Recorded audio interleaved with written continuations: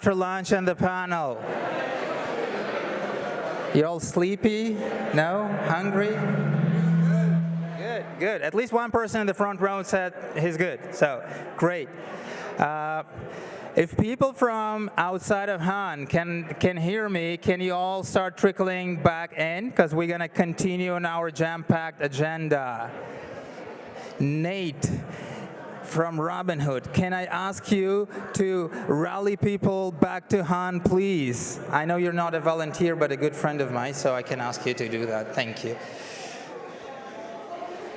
Okay, well, folks, those who are in this room, a little bit of attention, please, because the next speaker that I want to announce is really, really important to me. And I will share a little bit of anecdote about Leo. Well, why don't you come join me on stage to begin with? Well, please welcome Leo Babauta.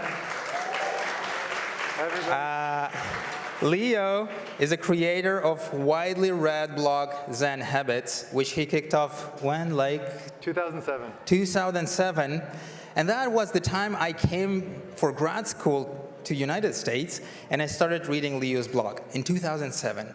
And here we are, so many years later, sharing one stage, and this is very, very, very proud moment for me.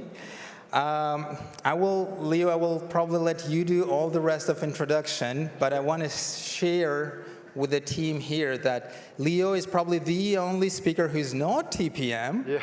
But like TPMs, he deals a lot and coaches a lot of leaders on dealing with uncertainty, how to deal with ambiguity, fear, uncertainty, and that's going to be a topic of today.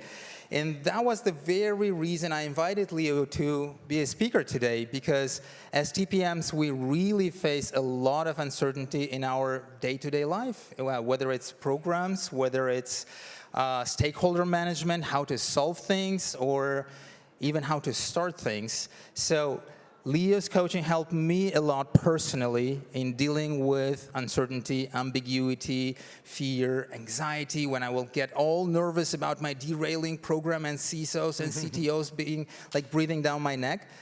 And then I realized, and I was able to ease into that feeling after Leo's help and coaching. So please welcome one more time, Leo Babauta. Thank you, man. Thank you, everybody. Good to be here with all of you. I think I'm the only non-TPM here, I'm not even a technical person. So, but it's fascinating coming and talking to all of you, and I've been able to talk with a few of you who enlightened me about what your lives are like. And so I'm hoping to bring in an outside perspective that might give you something new. So I'm going to talk about facing resistance and leading while in uncertainty. And so a little bit about me. I am not only a blogger, my blog is called Zen Habits. I'm a father of 6 kids. Yeah. They're almost all adults. My youngest one is 17, so almost done. Yeah, thank you. Don't clap for me. It's, give my wife all the credit. I'm also a coach and a Zen student, and I've been diving deep, geeking out about uncertainty, fear, and resistance. So I've been working with my own and meditating on that and learning a lot about it, but also working with other people, thousands of people in big programs, but also one-on-one coaching. So it's something that I'm really passionate about. And I think it's the hidden layer under all of our experience. We're usually up here in our heads and looking at all the tasks that we have to do and all the messages and all the things to do, which is a layer of thinking and doing that we usually exist in. But underneath that, there's a layer of uncertainty. It's a layer of emotions. It's also where we have other emotions that you might not be that familiar with, like love, joy, these kinds of things. So that's the layer underneath the doing and thinking. And the problem is that most of us are not in touch with that. We don't know, we can't see it. It's hidden. And so because of that, we can't actually do anything about it. So if we can bring some awareness to it, we can start to actually work with it. And so I'm going to talk a little bit about that. So let's talk about navigating uncertainty. So everyone, raise your hand if you identify as a leader within your organization. Okay, cool. Anyone don't think of themselves as a leader? Okay, cool. Great. This is the kind of room I want to talk to, a room of leaders. So your role as a leader, and I've really come to understand that's especially true for your role, is that it has increasing complexity and scope, less and less clarity and certainty. And so it's filled with uncertainty. I'm going to quote from Janat. He's writing a book that's going to be released in May called Evangelizing the TPM Craft. And this is a quote from him. "The true value of the TPM shines when you can lead people through the rough seas, when levels of ambiguity and complexity are high, when there are a lot of unknowns and risks are inevitable, when strategy is uncertain and ownership is unclear. All of that forms a thick fog of war that you should be able to navigate through." Anyone relate to any of that? Okay. So yeah, I love that quote. He shared some of the early draft with me. And I love that quote because it really captures what uncertainty means as a leader, and especially in the role that you're all in. You're not in a role that's just like, let's do some linear, like A to Z kind of tasks. You have to deal with a lot of people from a lot of different teams, doing a lot of different things and resisting your leadership. So that resistance doesn't only come from our teams, it comes from within. So I invite you to notice your own resistance. Because if you can relate to that, then you can relate to their resistance. That's a leadership act, is starting from within and looking at what's coming up for you as resistance.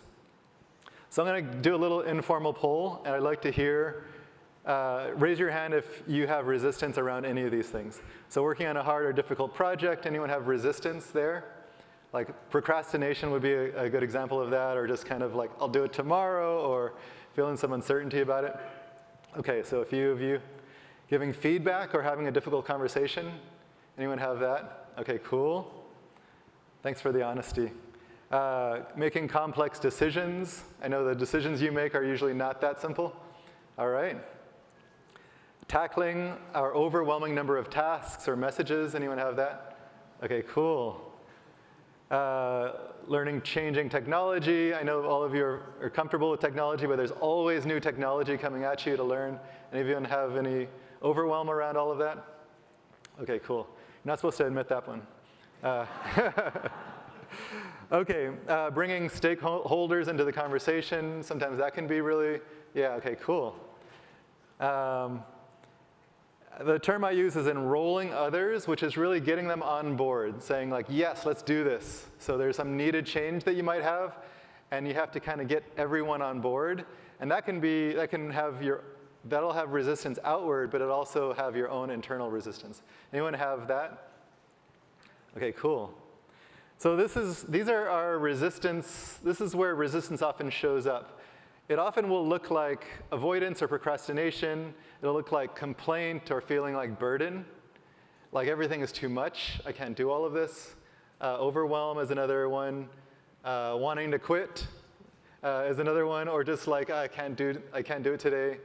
And there's actually a 1,000 ways that resistance will show up, but those are some of the common ones. So I invite you to, like, as I talk about this, start to, a practice that you could take on is to notice where that resistance shows up for you. And if you think you don't have any, if you didn't raise your hand for any of these, then it's just, it could be that it's a blind spot, is that you don't see that resistance yet. And if you don't see it, you can't work with it. So the way you would take on a blind spot is to start to take on an inquiry of trying to see, where does that resistance show up in my life? Can I see it right now when I'm just like avoiding that email in my inbox? As you start to notice it, then you can start to work with it. We'll look at that in a minute. So resistance is uncertainty and fear. This is not a, like simple equation where it's just that plus that equals that. It's that resistance, what it really is a feeling of uncertainty. And as I say the word fear, what I found is actually a lot of people don't even know that fear is there for them. But it can feel it's usually because we are invested in not seeing the fear. We have some kind of judgment of having fear, so we don't want to have fear. We want to be fearless and courageous and like free of that. But fear exists every single day for every single person. So if you can't see it, it's a blind spot. So you might just notice, like, how does fear or uncertainty or resistance show up for me? Maybe it's just like overthinking something is another common one. Getting stuck in indecision, perfectionism. Anyone have that? Okay, cool. So what resistance really is our underlying uncertainty and fear. Usually we can see the resistance after a while, but it's hard to see the uncertainty and the fear. So what I'm saying is it's pointing to it. If you're feeling avoidance, there's uncertainty for you there, and there's fear underneath that. The uncertainty triggers the fear and resistance. This is an expected part of doing anything challenging or meaningful, and everyone in this room is up to something meaningful and challenging. Does that make sense to everybody? Okay, cool. And if you're feeling some meaninglessness, it's like this doesn't feel that meaningful, there's probably some resistance and uncertainty there for you. That's actually how it sometimes shows up as pointlessness. There's no point to this.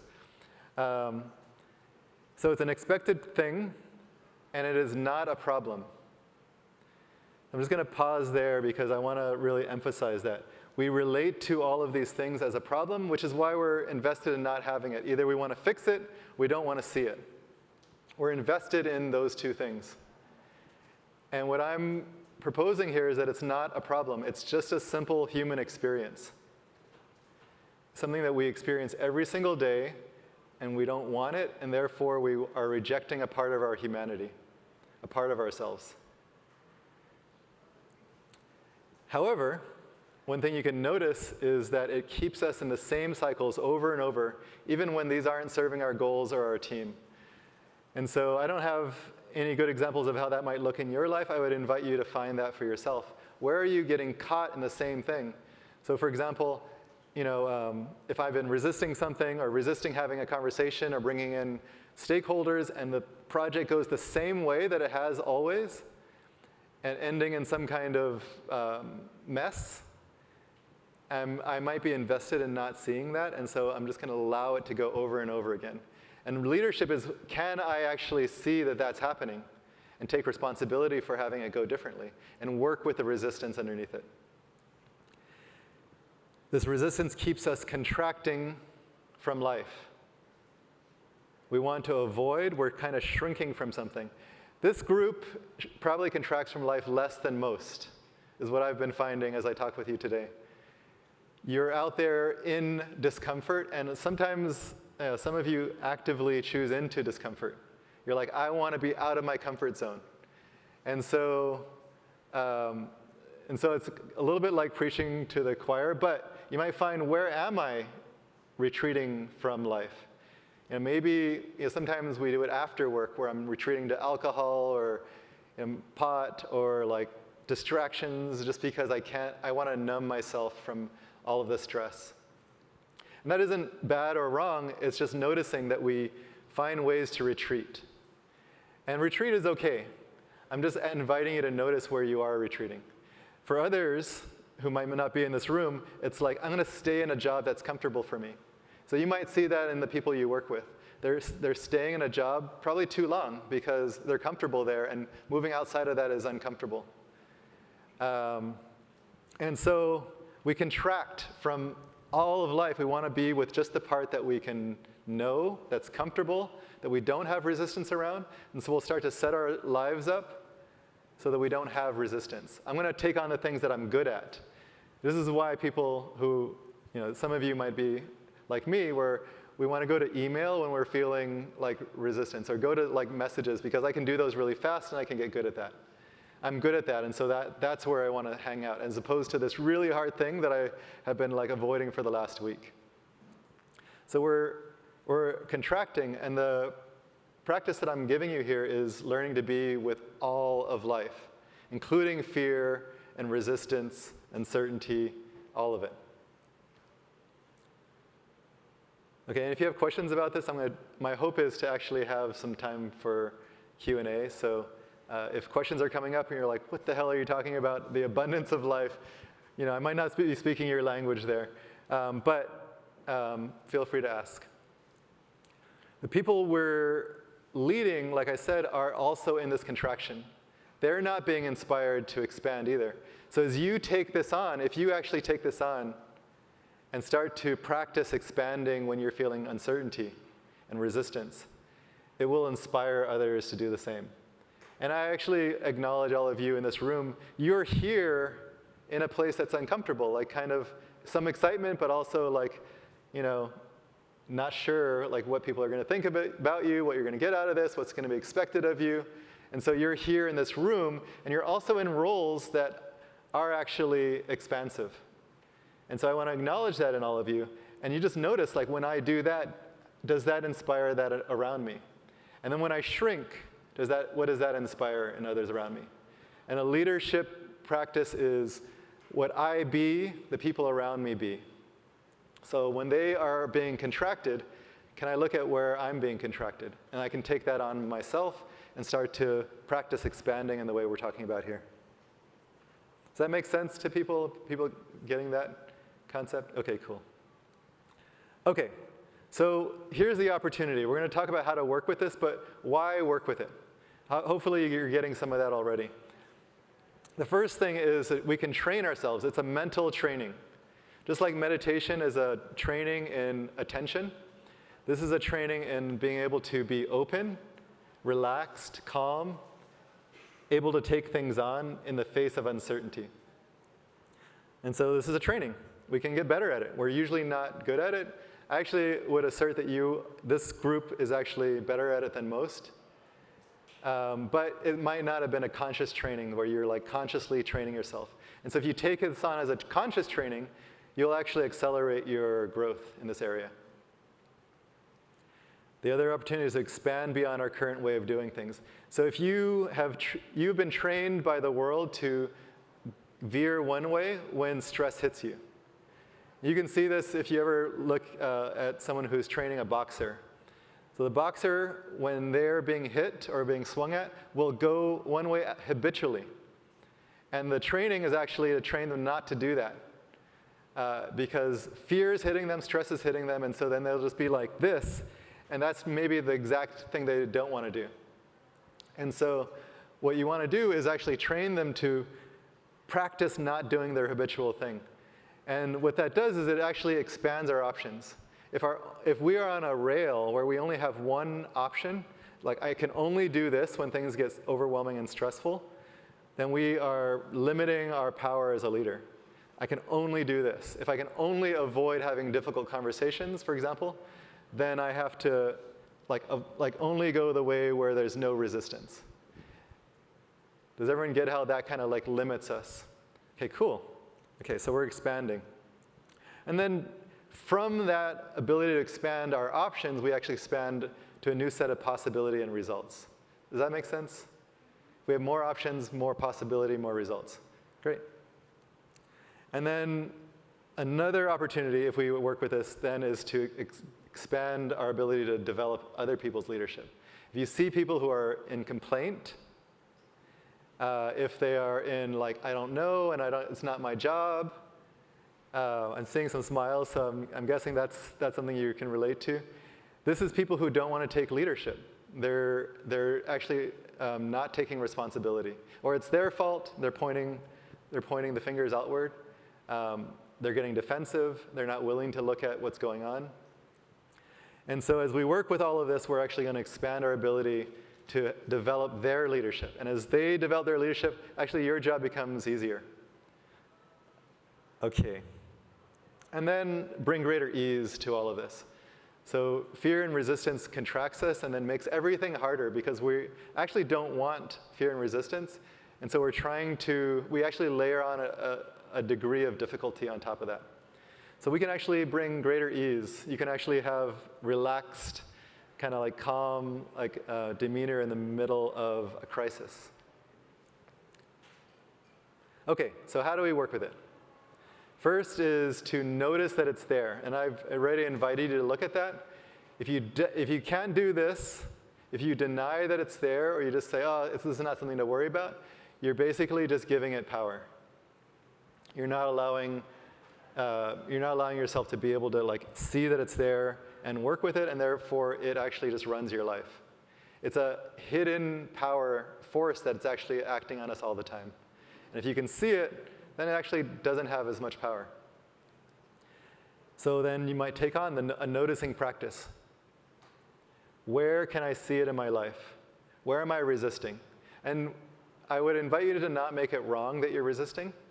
It's just human to resist. So if you are resisting somewhere, if you're feeling overwhelmed here, or just not wanting to take that on, or you're just feeling like kind of burdened by life, just be like, this is actually just how resistance is showing up for me right now. You will have resistance for your entire life. So we're not training you to get rid of it. We're training you to be able to notice it and work with it. And then you might ask yourself, what would serve you to remember to notice? So I actually will put a Post-it note in different places around my office or my house, just to remember, like, what am I noticing? I'll put up on my lock screen of my phone, like, notice this. And I'll start taking on, like, can I see it more and more? It actually removes our blind spot.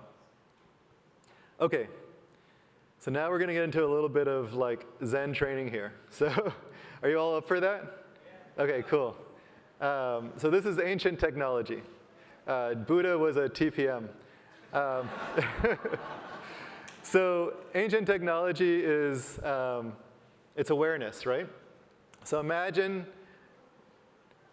usually our attention is outward. What are the tasks? What are the things that I need to focus on? What's on my phone right now? So imagine that you can take the awareness and bring it to the body. And I invite you to practice it right now. Notice what your breath feels like. You can feel your body like rising and falling, your chest rising and falling. You might feel contractedness. You might feel tired in the body. And I invite you to not get too caught up in the thoughts about it. And if you do, just drop back into the body. And so you're just noticing sensation.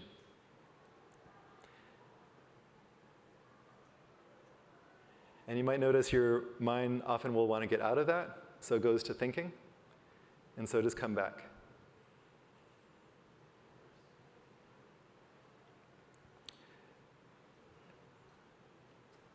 So this is a body practice. My experience of people in technology is that they are usually up in the head, which is a lot of thinking. Does that make sense? And that's not a bad thing. You all have incredible brains, like well above average, and like they're powerful tools. So we're not like saying it's wrong to be thinking, but just notice that that becomes the hammer that I always go to. It's the only thing that I know how to use after a while.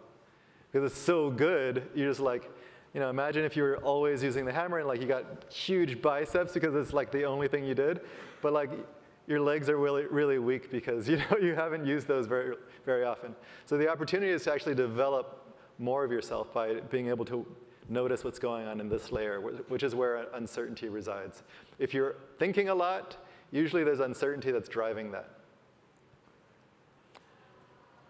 So we're going to practice again, just noticing any kind of resistance you have. And you might be resisting this very practice. So you're like, let me check my phone. So just drop into the body and bring some curiosity. It's like, what is this like? And if you've practiced this before, notice that there's a knowing that gets in the way of your curiosity. So could you actually just really be curious, as if this was the first time you'd ever noticed sensations in your body? And if you have any difficult emotions that are there, you can always bring compassion for your resistance, for your uncertainty, for your fear. And advanced practice would be gratitude. Can I be grateful for the fear that I'm feeling? What is it telling me? Maybe it's giving me a message. Maybe it's means that I'm doing something meaningful. Okay. Through this kind of practice, when your resistance shows up, you can actually practice with this. You'll learn that resistance isn't a problem, it's just an experience to be with. And then it loses its significance. When we have resistance, we actually make it really significant, like it means something really, like we have to do something about it, or it's like, time to get out of there, or do something, like kind of fix the problem. But actually, if we can just be with the experience, it's just an experience. It's not a big deal. And with that, then actually we have no real obstacles besides some of the jerks in your office. But other than that, no real obstacles, and it all becomes possible. We start to expand. OK, I had some more slides, but I'd like to cut it off here and open for questions. And if you want to talk to me afterward, I'm also going to be out there. So come and talk to me if there's more that you want to dig into. I'm here. Also, love to come and talk to any of your companies if you guys want some leadership training around this.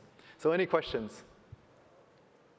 We probably can take only one, so any brave one.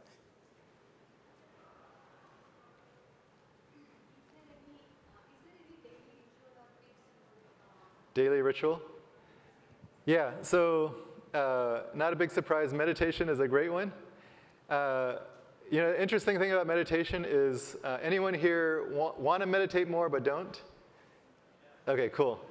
That's a really common experience. And what you might notice with that is if you set an intention to meditate or practice with uncertainty, you will then immediately start resisting it. So you this is good for me, and I know I should do this, and this is going to make me a better person, whatever kind of layer of expectation you're putting on top of yourself.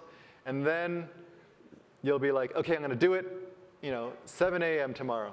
Every single day, I'm going to be really good at this. And then you just will, morning will come, and you'll get on your phone, and you're going to do all of the things that you normally do, and you're not going to meditate. That's resistance. So my suggestion is set a practice like meditation. It could be something else. Journaling would be another one. But a practice like meditation, and then notice what resistance feels like right before it. And if you're resisting it and you're like, oh, I don't really want to do it, and you're turning towards your phone, then it's like a hidden resistance. You probably won't even notice it. You're just going to go and do the thing. And so what if you could just pause right before not doing the meditation and just notice what does that feel like right now to resist this? This is going to happen for you 100 times during the day, and it'll be unseen. That moment before you abandon the meditation that morning is going to be exactly what happens throughout the rest of the day. And if you could notice what that feels like. So you don't actually have to meditate, just meditate on the not meditating. OK, that's all I got. Come talk to me if you want to. Thank you, everybody.